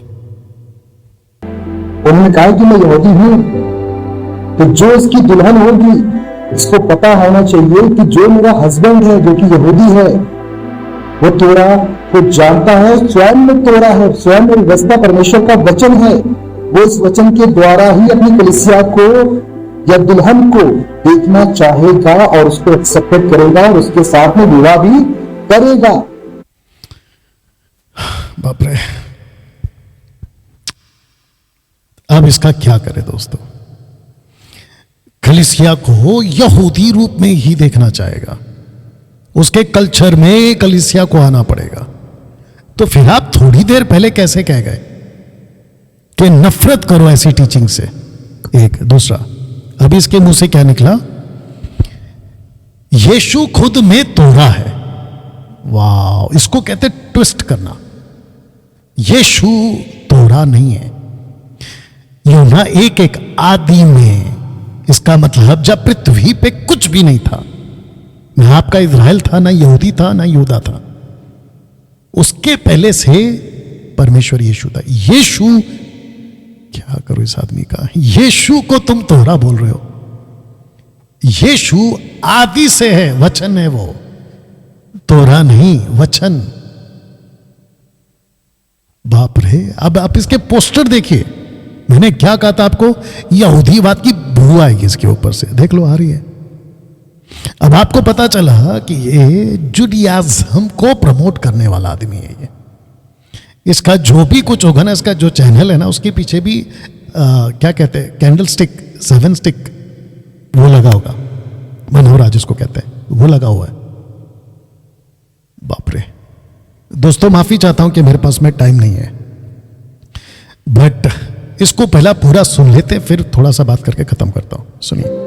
क्योंकि वो यहूदी है, वो यहूदा का वंश है, वो एक इस्राएली है, याकूब का बच्चा है। वचन के अनुसार अब्राहम की संतान हो वो, और दाऊद की संतान को कहलाया। और वो स्वयं में कहते हैं कि मैं यहूदा का मूल हूं, यहूदा का बब्बर हूं, दाऊद का वंश हूं, अपने आप को बोलते हैं। तो इन्हें पता होना चाहिए कि आप जिसके साथ में मिलने जा रहे हैं, खास तौर पे एलएमबी वाले। लॉरेंस, तुमको बड़ा शौक है ना वीडियो बनाने का, बहुत ध्यान से सुनो। अगर तुम में दम है, मुझे बाइबल से एक वचन ऐसा निकाल के बताओ कि जहां यीशु ने खुद कहा है कि मैं यहूदी हूं और आज भी हूं इन कॉन्टेक्स्ट, निकाल के बताओ। यह वीडियो तुम्हारी पहली आनी चाहिए विथ रेफरेंस। और ये जो तुमने रेफरेंस रखा है ना, यहूदा का सी, वहां कहीं पे भी यीशु ने नहीं कहा। एक मिनट उसको सुना देते हैं। यहां कहीं पे भी जीसस ने नहीं बोला है। ये देख लीजिए, यहां कहीं नहीं लिखा है। मुझ यीशु ने अपने स्वर्गदूत को इसलिए भेजा कि तुम्हारे आगे कलीसियाओं के विषय में इन बातों की गवाही दे। मैं दाऊद का मूल और वंश और भोर का चमकता हुआ तारा। दाऊद का मूल, दाऊद का और वंश, इसका मतलब जीसस जो मसाया है वो सबका है। तुम डिवाइडेड किंगडम का कॉन्सेप्ट ही नहीं जान रहे हो। जो कि इजराइल पहला एक था, उसके बाद में सदर्न नॉर्दर्न डिवाइड हो गया। ये यूदा का कॉन्सेप्ट वहां से स्टार्ट हुआ है, जूइश कॉन्सेप्ट वहां से स्टार्ट हुआ है। जूइश पहले कहां था तुम्हारा? डिवाइडेड किंगडम के पहले जाके पहले इसका स्टडी करो। जीसस ने यहां पे कहां लिखा है कि मैं यहूदा हूं, मैं यहूदी हूं? बताओ कहां लिखा है? मैं यहूदी हूं कहां लिखा है? बताइए। लॉरेंस, तुमको चैलेंज है, ये वीडियो पहले बनाना कि डैनियल राज को मेरा जवाब कि यीशु ने कहा मैं यहूदी हूं, ये देखो लिखा हुआ, निकल के बताओ। और इसको जितने भी सुनते, मैं सबको कहना चाहता हूं, उसको कॉल करो और पूछो कि कहां लिखा है कि यीशु ने कहा कि मैं यहूदी हूं। कम ऑन, इसको सुन के खत्म करते दोस्तों। माफी चाहूंगा मैं, टाइम बहुत हो गया। उसको एक्सेप्ट करेगा और उसके साथ में विवाह भी करेगा, क्योंकि वो यहूदी है, सही। वो यहूदा का वंश है, वो एक इसराइली है, याकूब का बच्चा है। वचन के अनुसार अब्राहम की संतान है वो, और दाऊद की संतान को कहलाया। और वो स्वयं में कहते हैं कि मैं यहूदा का मूल हूं, यहूदा का बब्बर हूं, दाऊद का वंश हूं, अपने आप को बोलते हैं।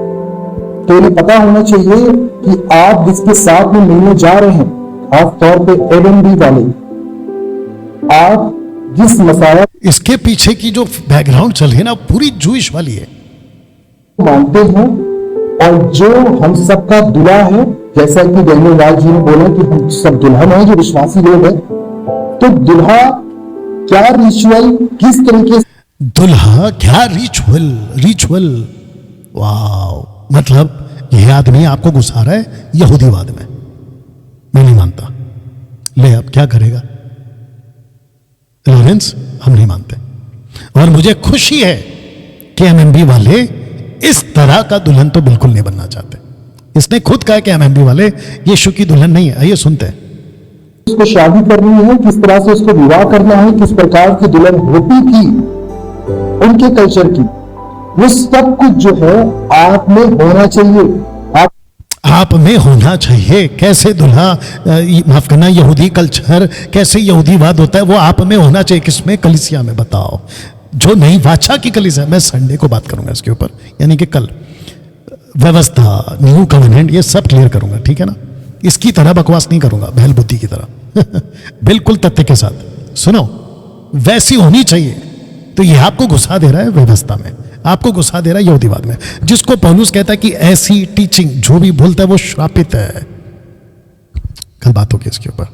जानकारी होना चाहिए आपके शहर के बारे में। आपको अपने शहर के बारे में कोई भी जानकारी नहीं है। हमको नहीं चाहिए भाई तेरी वाली जानकारी।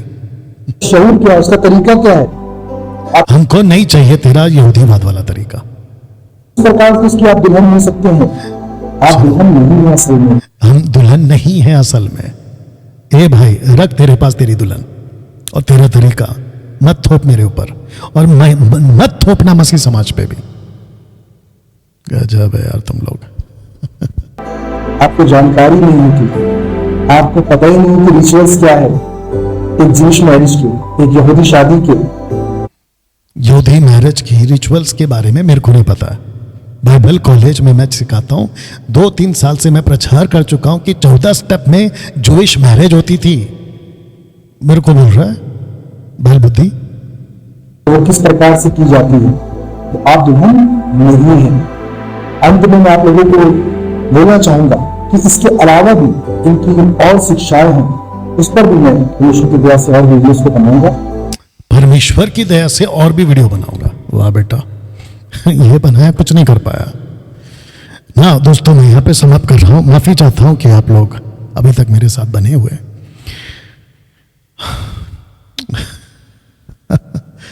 बाल बुद्धि, अब पता चला। देखो लॉरेंस और तुम जैसे लोग, मेरे को मत छेड़ा करो। अगर मुझे छेड़ोगे ना तो मैं नहीं छोड़ूंगा। ऐसा पोस्टमार्टम होगा फिर तुम लोगों का। तो ये तुम जितने भी लोग हैं, शुक्र मनाओ लॉरेंस कि जब तुमने वीडियो बनाई ना तब मैं बिजी था और अभी भी बिजी हूं। वैसा शुक्र मानो तुम जैसे लोग कि मेरे पास में बहुत काम है, मैं उसको छोड़कर ये सब नहीं कर सकता, ठीक है ना। लेकिन अगर ये तुम लोगों ने बंद नहीं किया ना, मेरे पास में टोटल सेटअप है, तुम लोग सोच नहीं सकते इतनी वीडियो बना दूंगा मैं। और फिर मांगते रहना भीख, क्योंकि तुम्हारी एक वीडियो देखी है मैंने, वही उस काले पीले घोड़े वाले वीडियो में तुम भीख मांग रहे हो। सब्सक्राइब कर देना, लाइक कर देना, हमारी वीडियो ट्रेंड होती है। ऐसी भीख नहीं मांगोगे, और नहीं मैं मांगता हूं, और नहीं तुम मांगो।